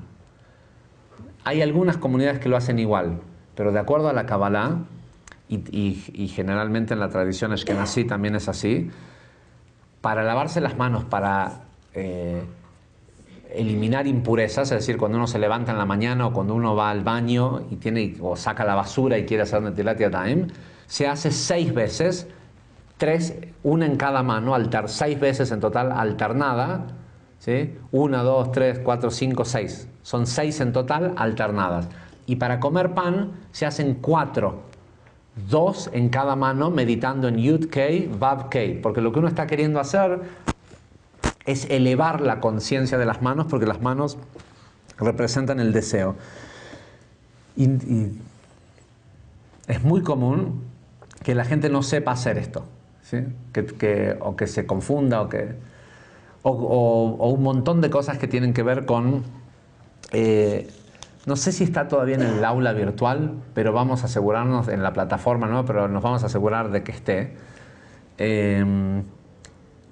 Hace, no sé si un par de años o un año, creo que un par de años, antes de la clase de Zohar, hacíamos una pequeña clase de halajá, de las reglas de cómo se hacen las cosas. ¿Cómo? No, ya sé que no está en la plataforma porque la gente de Mérida lo tiene porque se lo pasamos, pero entonces dijimos, bueno, la forma de solucionar que a uno se le perdió, que otro me pasó el link, no me lo pasó. Y la verdad es que cuando uno estudia, la halajá está planteada para ser estudiada desde lo que uno hace desde que se despierta, el Shulchan Aruch, que es una condensación de las reglas del Talmud, está hecho, va desde que uno se levanta en la mañana, como las reglas de durante el día, después vienen las reglas de la semana, después vienen las reglas de las festividades y eventualmente termina en las reglas todas las reglas de la vida hasta qué se hace con un muerto. Va desde el despertarse hasta el día que una persona muere. Y la verdad es que si uno lo estudia, ¿sí? Por ejemplo, hay gente que viene y te dice... bueno, es muy tarde y quiero seguir con esto, pero con estudiar el cómo se hace, lo vas a hacer bien. Y hay cosas que son... ¿A qué me refiero con esto? Por ejemplo, hay gente que viene y te pregunta, cuando entro al baño en la mañana para hacer Netilat Yadayim y me lavo las manos, que es lo primero que la persona debe hacer cuando se despierta después de haber dicho Modéani, ¿no? Se lava las manos. ¿Digo o no, salgo del baño y digo la bendición de Netilat Yadayim? Y más allá de que pueda haber una explicación que dice la bendición de Netilat Yadayim de la mañana es parte de Birkot HaShachar, entonces se puede hacer después, cuando decidas sentarte a hacer las bendiciones de la mañana, no es necesario. Más allá de todo eso, si estudiaste un poquito la halajá de la mañana, dice que no se debe decir brajot cuando uno tiene ganas de ir al baño. ¿Sí? Uno no debe decir una bendición, mencionar el nombre de Dios cuando tiene ganas de ir al baño. Y si alguien conoce a una persona que cuando se levanta a la mañana no tiene ganas de ir al baño, pues entonces que salga y que diga la bendición. Pero ya si uno estudia un poquito, ya no te hace falta hacer la pregunta y así es todo. O sea, con un mínimo interés en querer hacerlo bien, alcanza para que... Entonces, a lo que se refiere acá es a que cuando habla de toda la mitzvah, y está hablando del estudio de Torah, también se refiere al estudio de la mitzvah. Para que la puedas hacer toda, es decir, completa, y además es una sola, uno hace Netilat Yadayim, nos hacemos todos los días de su vida, y solo te hace falta una vez en tu vida sentarte y decir cómo se hace bien. Incluso si en tu familia hay una tradición de cómo hacerlo. ¿Sí? ¿Cómo se hace bien? Los otros días en Shabbat una persona cortó un pedazo de pan con la mano y se lo tiró a otra persona, porque viene de una cultura, hay algunas familias, según de dónde vienes, de dónde viene tu familia, hay algunas tradiciones, una de ellas el de que cuando se hace amotzi con las jalot de Shabbat, cortar con la mano el pan y no dárselo en la mano. No me pregunten por qué, porque no hay nadie que lo sepa explicar. Nunca encontré un rabino árabe que te sepa explicar por qué le tiran el pan a la gente, ¿sí? Pero sí te puedo decir que el Ari dice cosas tremendas acerca de hacer eso. Porque tenés una mesa, el tema de dar en la mano tiene que ver con no dejar apertura a que alguna fuerza pueda pegarse a eso. Y ahora estamos hablando de jalot, que no es solo pan, son jalot de Shabbat, que acaban de ser usadas después de hacer kiddush y todo esto para precipitar físicamente la energía de la tefilá, del rezo. No son las jalot de Shabbat no son para comer y no tener hambre, son para manifestar físicamente. Por eso se hace siempre el kiddush y el amotzi después de que termina el rezo. Es para que el cuerpo también reciba la energía del rezo. Y ahora entonces, esto no es como solo pan, es mucho más que pan. Y ahora sobre una mesa en donde dice que el ángel de la muerte está así, viendo qué agarrar, ¿sí? Lo avientas. Y dice que Larí dice de que son esas, imagínate, es como que toda esa clipá vais porque quedó libre. No se cuidó la energía, ¿sí? Aparte es horrible verlo, ¿eh? Para los que somos Ashkenazim, ver a los sefaradim hacer esto de tirarse comida. Entonces, y no vas a encontrar en algún lugar en la halajá que diga y lo romperás con la mano y se lo tirarás al otro. Entonces, si sí lo quieres hacer bien y vas y buscas el cómo se hace, te vas a encontrar con que a lo mejor como lo hacía tu abuelito no está bien. Se ve que, no sé, en Alepo, en algún lugar, hubo algún viejo muy despreciable que odiaba a su familia y le tiraba pero después se habrá hecho famoso y resulta de que hay un montón de gente que lo hace de esa forma. Pero la verdad es que si uno quiere hacer solo tiene que querer hacer las cosas bien.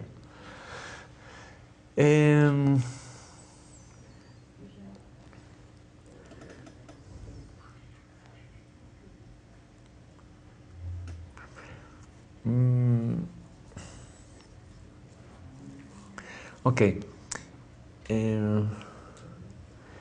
Tratando de explicar esto mismo, aparece una sección acá en los escritos del Ari, que es interesante por algo que no tiene nada que ver en realidad porque aparece acá como si fuera que esto justifica lo que acabamos de decir de estudiar cómo se hace el precepto. Pero habla de lo siguiente. Dice, esto también fue explicado, yo la verdad no le encuentro la relación en cómo es que esto tiene que ver con lo anterior. Dice, pero esto también fue explicado en el pasaje de la Mishnah que dice que Moisés recibió la Torá en el monte Sinai y se la transmitió a Yoshua. Moisés recibió la Torá y se la transmitió a Yoshua. Y Yoshua se la transmitió a los ancianos, al Sanedrim, a los 70 ancianos, y los ancianos a los profetas, y los profetas se la transmitieron a los hombres de la gran asamblea.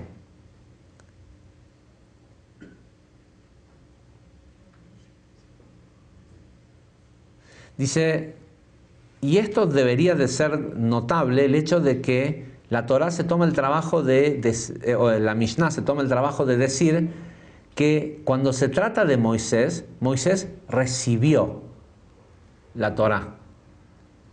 ¿Sí? Se utiliza el término recibió. Mientras que cuando se habla de Yoshua aparece la expresión le fue transmitido. Dice, debería de ser más apropiado, o sonaría, o se vería mejor, sería más apropiado que haya una consistencia en que diga que Moisés recibió la Torá del monte Sinai y Yoshua la recibió de Moisés. O, de última, que diga que se les fue transmitido, pero a uno dice recibió y al otro le transmitieron.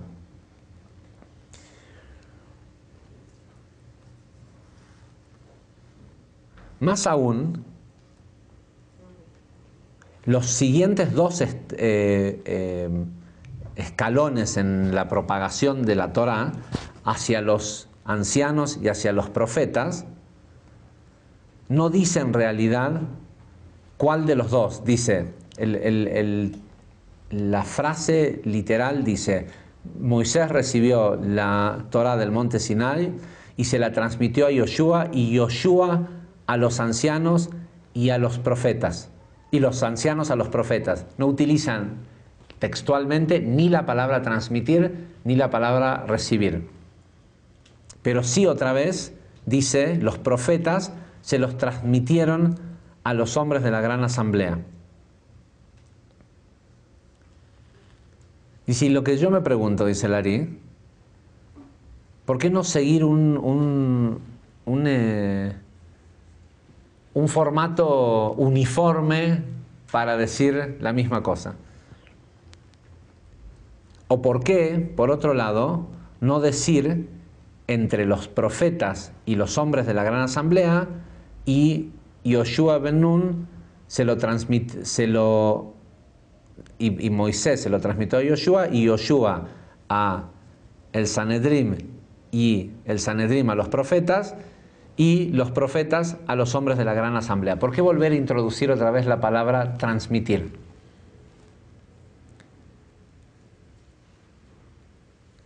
Y la respuesta es la siguiente. La palabra transmitido, o sea, la Torá le fue transmitida a Yoshua, implica que fue a la fuerza, ¿sí? Que fue forzado a recibir la Torá.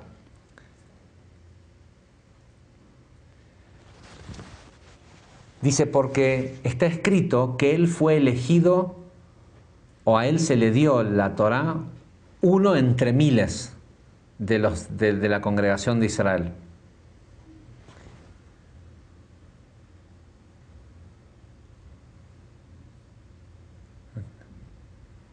Dice, también esto lo vemos en que la Torá utiliza esta expresión de que se les transmitió la obligación de pelear contra Midian, porque el pueblo de Israel no quería ir a la guerra contra Midian. ¿Por qué no querían ir a la guerra contra Midian? Porque escucharon que Dios le dijo a Moisés: libera la tierra de Midian y luego únete con tu gente. Y se dieron cuenta de que una vez que Moisés conquistara la tierra de Midian, que era lo que hacía falta para llegar al Jardín, para poder cruzar a Israel, se iba a morir.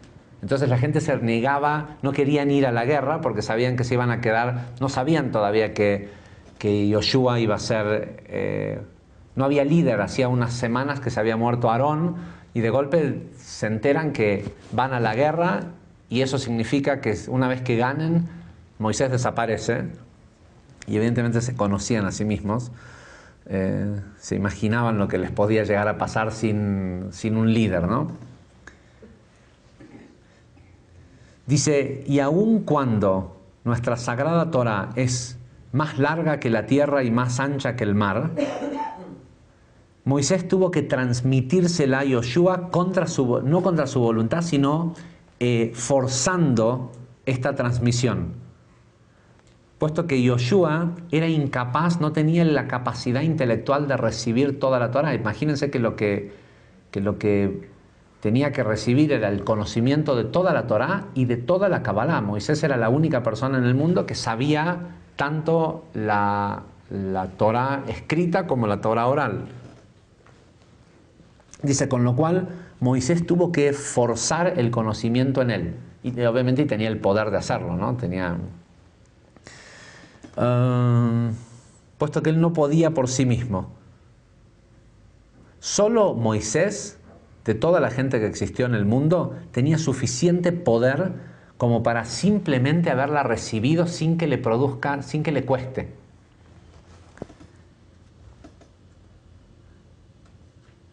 Dice, ahora bien, cuando se trata de Yoshua hacia los ancianos,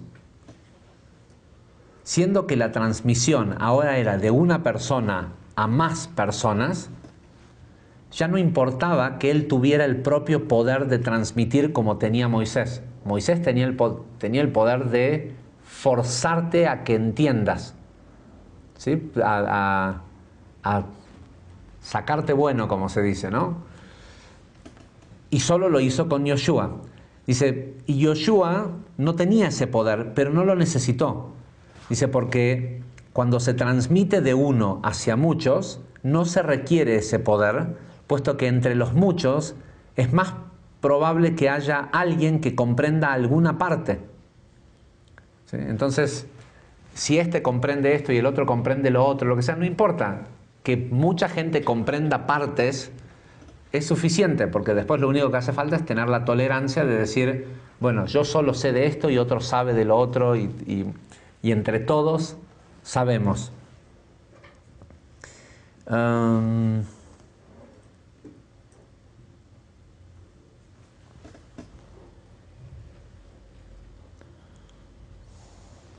Dice, y lo mismo ocurrió entre los ancianos y los profetas, porque la transmisión era entre muchos y muchos.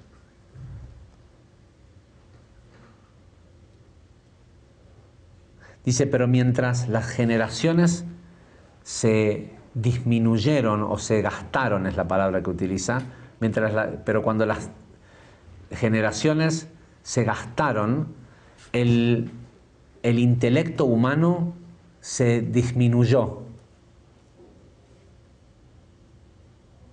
hasta que la transmisión de muchos hacia muchos también requería de poder. ¿Sí? Muchos enseñando a muchos, igual la gente no entendía. Y es por eso que dice que los profetas otra vez tuvieron que usar el poder que tenían por ser profetas para transmitirlo, para forzar la Torá en los hombres de la gran asamblea.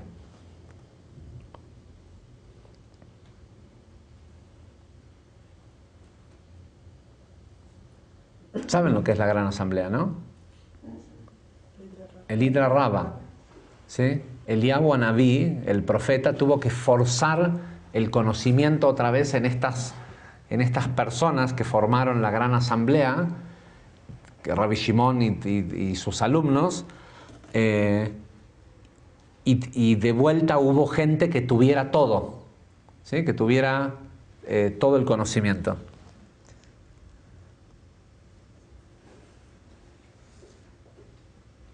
Y dice, y por eso es que desde ese momento, después de Moshe y Yoshua, nunca más hubo un solo ser humano que supiera toda la Torá.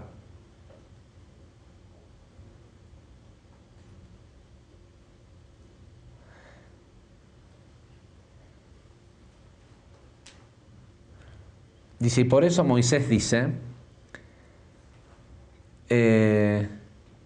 todo el mandamiento, uno solo, queriendo decir toda la Torá, la cual te ordeno a ti, y está en singular,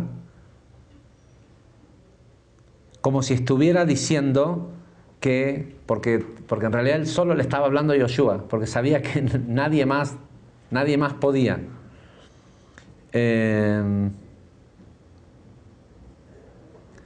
¿Sí? Porque dice, en ese momento dice, es como que él se iba a ir y que el hecho de que cambiara la mitad de la frase a hablar en singular fue porque se dio cuenta de que solo una persona de los que estaban ahí era el que iba a poder entender.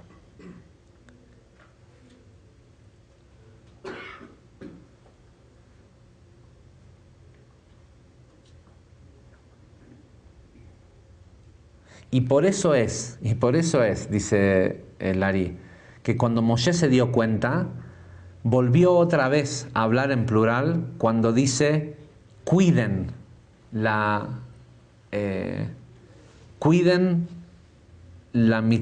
mitzvot. Dice, porque en realidad estaba diciendo, sé que ninguno de ustedes va a poder aprender todo. Dice, pero por lo menos traten de tener cuidado. ¿sí? Aunque no puedan entender todo, traten de tener al menos el cuidado de querer no hacerlo mal. Ya que si cuidan, eventualmente entre algunos de ustedes van a haber algunos que sí se acuerden. Y luego otra vez, después de que dice esto de cuidar en plural, regresa al singular porque le sigue hablando a Yoshua. De la noche.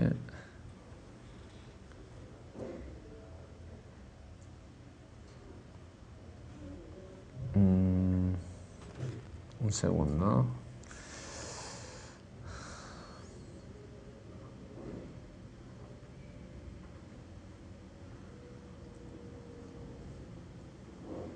Dice, y por consiguiente, él continúa diciendo, o sea, lo que viene después de esto es, recuerden, y otra vez lo dice en singular, recuerda el viaje en el cual Dios te hizo caminar durante 40 años en el desierto, en donde te afligió, en singular, y te hizo tener hambre, en singular, otra vez lo dice en singular, queriendo decir de que esto debes de entender.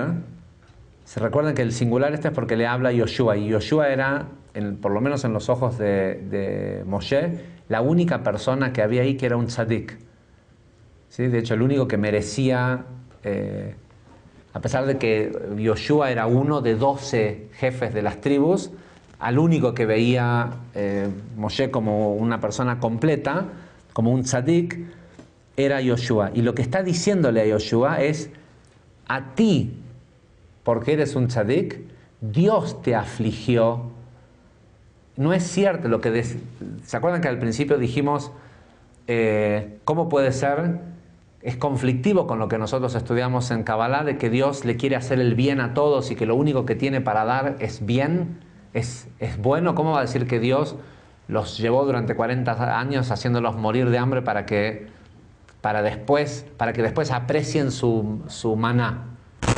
Y lo que dice el Ari es, no, por eso el tema de te llevó por el desierto y te afligió y te hizo tener hambre, está en singular. Dice, porque le está hablando solo a Yoshua. Dice, porque solo a un tzadik, solo para un tzadik, Dios interviene para hacerlo sufrir. Para el resto de la gente del mundo, Dios, el sistema, solo funciona en beneficio de las personas. Pero el sistema solo lo hace. ¿Sí? Las leyes de causa y efecto. Ahora, en el caso de un tzadik, es en el único momento que el Creador interviene para hacerlo sufrir. Dios hace sufrir solo a los tzadikim. Y parece peor todavía, ¿no? Porque ahora resulta que a todos los que no cumplen con los preceptos, a esos los deja que vivan su vida y que prueben solos, pero al tzadik lo aflige. Y la respuesta es sí, pero ahora vamos a explicar por qué. Y esto es algo que no solo el Zohar y el Ari lo dice, la Mishnah, el Talmud dice, Dios aflige solo a aquellos a quienes ama. Y el resto de la gente lo usa como una excusa para decir, Dios en sus misteriosas formas de hacer las cosas y por el amor que me tiene me está arruinando la vida. No, ese eres tú el que se está arruinando la vida. Si eres un tzadik puede ser, pero si eres una persona normal, el caos que hay en tu vida, Dios no tiene nada que ver con eso. Y por suerte nosotros ya nos salvamos de que Dios nos aflija, ¿no? Estamos casi todos salvados de...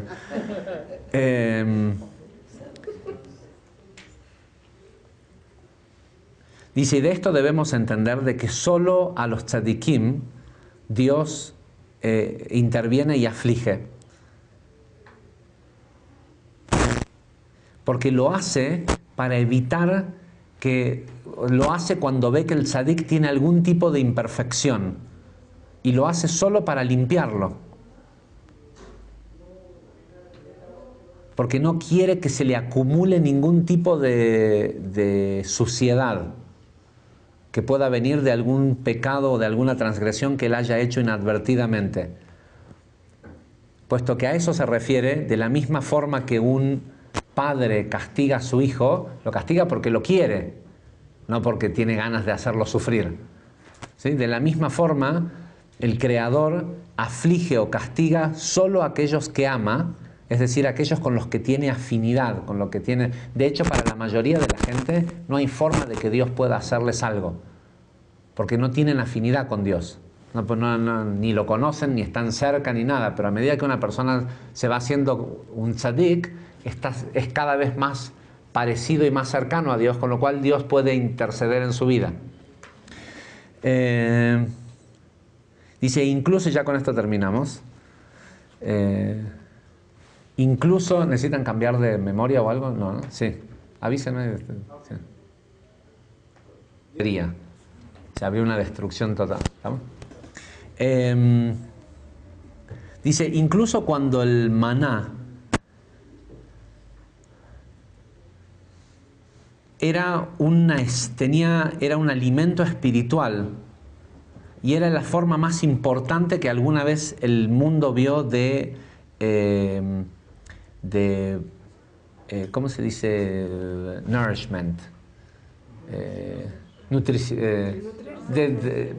Fue el nivel más elevado de nutrirse que alguna vez pudo haber existido. La gente común igual sufría y tenía hambre.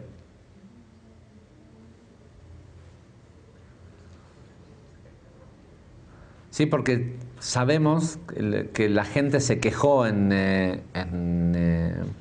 se quejó con Moisés diciéndole, nuestro alma está cansado, esas palabras, nuestro alma está cansado de comer este pan sin cuerpo. Y a pesar de que queremos comer comida real, nuestros ojos no ven otra cosa para comer que maná.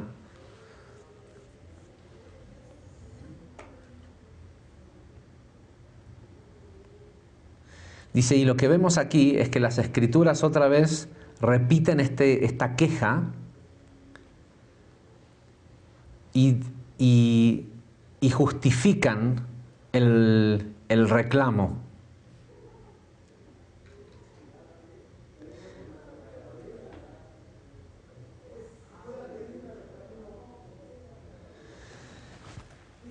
Dice, por eso es que aquí al final de la vida de Moisés, Moisés los hace acordar de que se quejaron por comer maná y les dice, tuvieron hambre y les dieron y fueron alimentados con maná, algo que ni sus padres ni ninguna otra generación conoció anteriormente.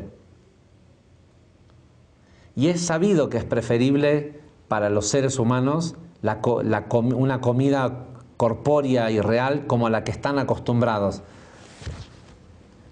De la misma forma que una persona cuando está acostumbrada a un tipo de comida, si se le da una comida que aún es mejor que la que tiene, probablemente no la acepte y la rechace, puesto que no tiene la capacidad de apreciar esa comida mejor. Ve a darle a un niño caviar, ¿sí? La primera vez y dice, ¡ah, qué asco!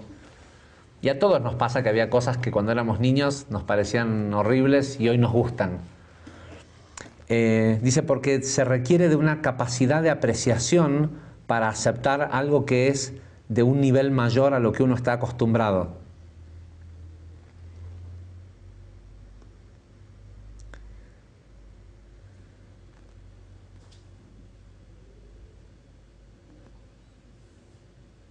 Dice, y esto es definitivamente cierto acerca del caso de la maná, pero de lo que se trataba estos 40 años en el desierto, de escasez de comida física y de... recuerden que todos nosotros estuvimos en el desierto, ¿eh? Todos pasamos por ahí. Yo siempre digo de que es increíble ver cómo la gente que estudia Torah lee las cosas, las maravillas que pasaban en el desierto y dice, qué bárbaro, qué increíble. Lo que cualquier persona con, como decimos en Argentina, 2 dedos de frente, o sea, un poquito de raciocinio debería decir, es mentira.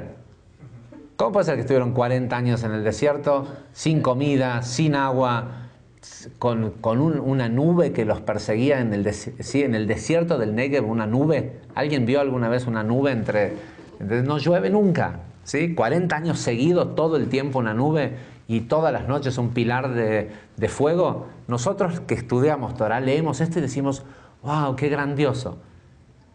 Cualquier otro que lo lee dice, es mentira, no puede ser que eso haya pasado. Si nunca más volvió a pasar, nadie ha visto una cosa así.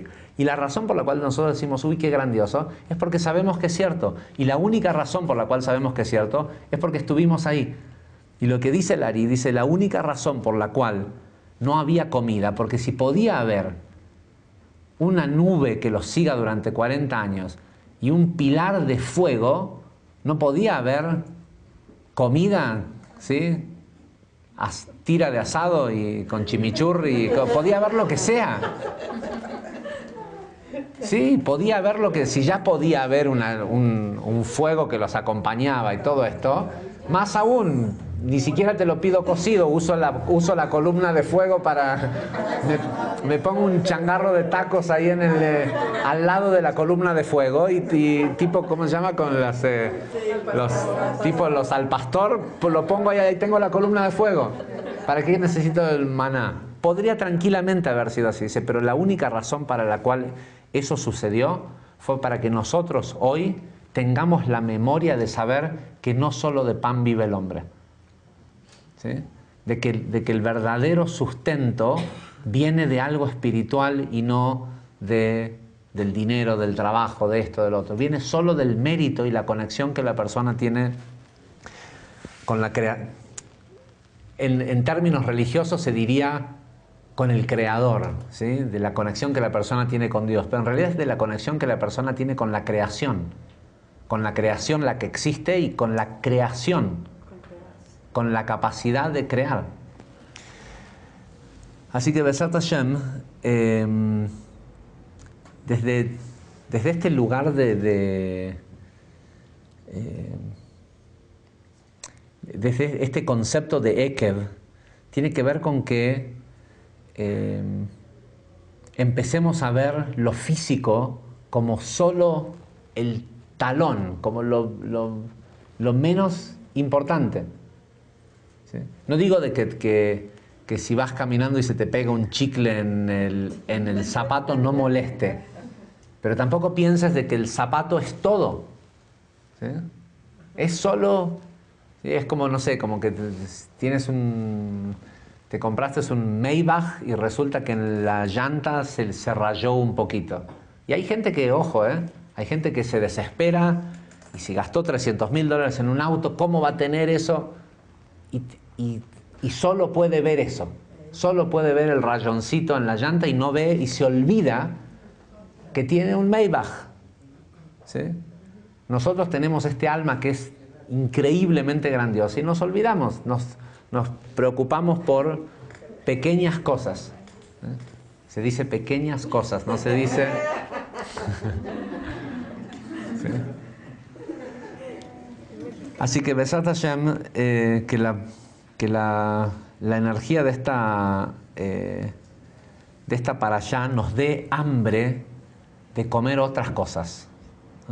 Hambre de comer grandeza. Gente, gracias. Hasta la semana que viene.